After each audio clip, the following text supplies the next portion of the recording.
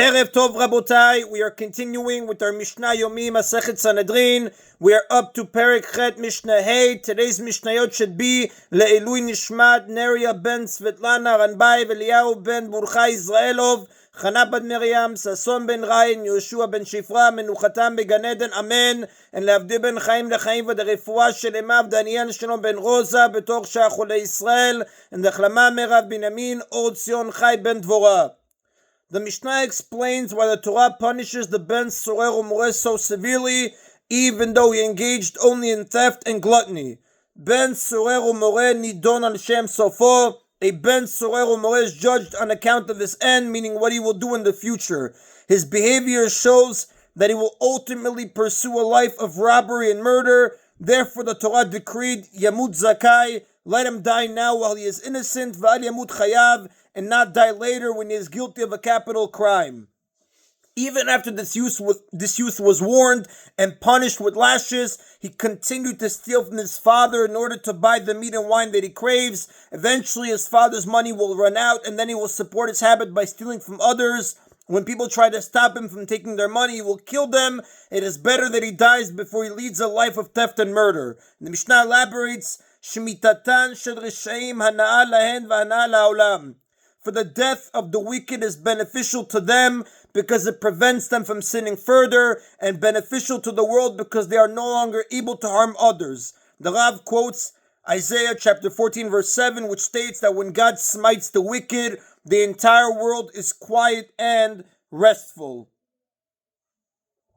But the death of the righteous is bad for them because their merit was increasing through studying Torah and doing mitzvot, and bad for the world because they were protecting their generation and rebuking them for their wrong ways. And the Mishnah lists other things that are good for the wicked and bad for the righteous, and vice versa.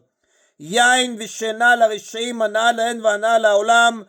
The wine and sleep, meaning the heavy sleep that results from drinking wine of the wicked, are beneficial to them and beneficial to the world, because when they are drunk or asleep, they cannot sin or harm others. But wine and sleep of the righteous are bad for them and bad for the world, because they cannot occupy themselves with the Torah, and when they are idle, punishment comes to the world. The Mishnah speaks of sleep that comes after drinking a lot of wine, which does not strengthen a person. However, normal sleep has the opposite effect. It is beneficial to the righteous because it gives them the strength to do good deeds, but it is bad for the wicked because it enables them to sin.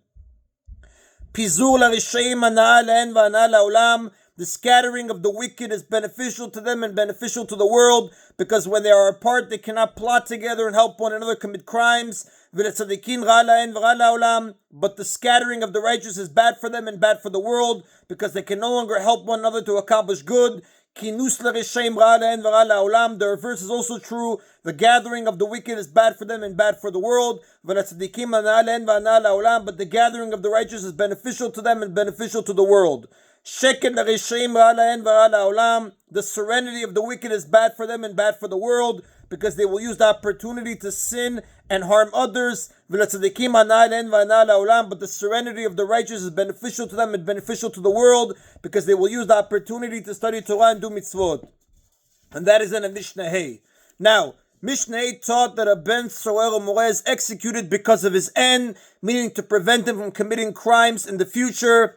Mishnah Vav uses the same reason to explain another ruling of the Torah, that if a burglar is caught tunneling into a house, the owner of the house or anyone else is allowed to kill him, as it says in Sefer Shemot chapter 22 verse 1. Hababa machteret nidon al Shem Sofo. A burglar who enters a house through a tunnel that he dug beneath it. Tunneling into a house is merely an example of how the burglar broke into the buildings. The same law applies if he broke in using a different method. He is judged on account of his end, meaning one may kill such a thief when he is tunneling into a house in order to prevent him from killing the owner. Someone who tunnels into a house knows that the owner will fight to protect his property, and then he might therefore have to kill the owner. Since he nevertheless does so, he is presumably prepared to kill the owner if necessary. Therefore, if there is no other choice, one is allowed to kill him in order to save the owner's life.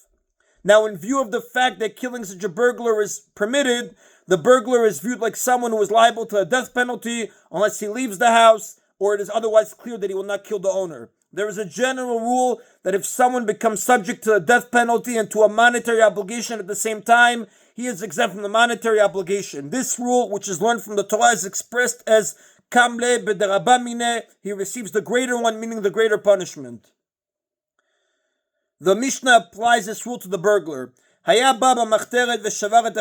a burglar was entering a house through a tunnel that he dug beneath it, and he broke a barrel during the break-in, the law is as follows. If he has blood, meaning he deserves to live, and killing him is forbidden. If it's clear that the burglar has no intent to kill the owner, killing the burglar is forbidden because the owner's life is not in danger. For example, if a father breaks into his son's house, since it's assumed that a father would not kill his own son, he may not be killed. In that case, chayav, he is obligated to pay for the barrel. But if he does not have blood, meaning he deserves to die, and killing him is permitted. Now this is the regular case where the Torah permits killing the burglar.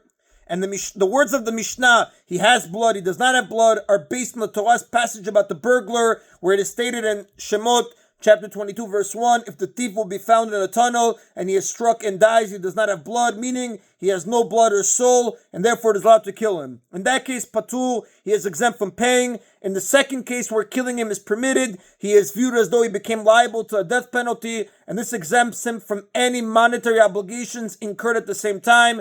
Therefore, he does not have to pay for the barrel that he broke. In the first case, however, where killing him is forbidden and he did not become liable to a death penalty of any kind, there is no reason to exempt him from paying. And that is the Rabotai of today's Mishna Yomi. Baruch Adonai Le'olam. Amen v'amen.